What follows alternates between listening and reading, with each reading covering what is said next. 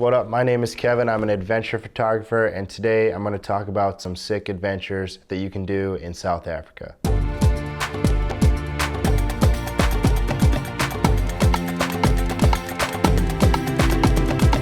My brother Michael and I just got back from South Africa, and this was a really special trip for me because when the plane landed in Johannesburg and I stepped foot on the ground, that was officially the 6th continent that I've been on. Nice moment. When we landed there in Johannesburg, I was actually pretty on edge because I've been reading a lot about how South Africa was really dangerous, and I didn't really know for sure if that was true or false, or if I was just reading into everything too much. But when we did land in that city, it definitely did feel pretty dangerous. When we went to pick up our car at the rental desk, preferably one where the radio is stuck on NPR. The kid working at the desk there said that the lady who just returned the car that we were gonna have returned it with a bunch of bullet holes in it. So that didn't really help to put us at ease at all. I didn't care about the car getting stolen or anything because we had some kind of theft insurance with the rental car agreement, but my biggest concern was that my backpack would get stolen, and it had all my gear, like $7,000 worth of like camera and film gear and SD cards and all that crap. If that would have got stolen, that would have really sucked, and that's why I was kind of on edge and definitely like being aware of all my surroundings at all times, especially when I was in the city areas. But we managed not to get robbed or eaten by any lions on this trip, so I think all's well that ends well. All right, let's get into it. Adventure number 1. So the very first thing we did was called Sentinel Peak hike. You will need a car to get here because it's if you land in Johannesburg, because it's pretty far from Johannesburg. Right off the bat, it's pretty exciting because the little 2-mile road to get there is absolutely crazy. There's like potholes all over the place. You're driving over boulders.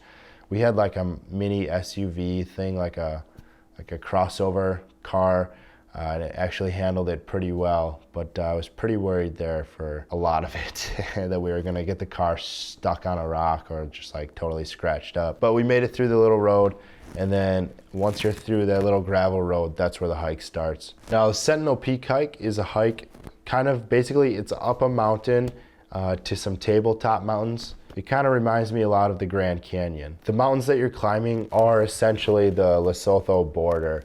Lesotho is kind of a mountain country, pretty much made up of all mountains. It's a little circle, and you're hiking up into the mountains into that little circled border of Lesotho. The coolest thing about this hike, and the reason that we decided to do it, is because there are a bunch of these old free-hanging chain ladders you have to climb to get up the cliffs. We thought that looked really cool, and when we got there, it was super cool. The ladders aren't bolted to the cliffs, they're just bolted at the very top, and then so they kind of sway around like how a rope ladder would be, which was pretty fun. And as usual, we started this hike way too late in the day, which means that once we got to the top of the cliffs, we got to the top at the exact moment that the sun was going down. So it started to get dark there pretty quick once we got to the top. And it turned out to be actually really hard to get back down the cliffs in the pitch black darkness because we had no idea where we were going. And once you get on top of the mountains, there are really no more trails. So it was really hard to find our way back down. So the whole time we were scanning our flashlights trying to find these ladders off these massive cliff edges just so that we could climb back down. Pro tip, never go on an adventure or a hike or anything like that without a flashlight in your backpack.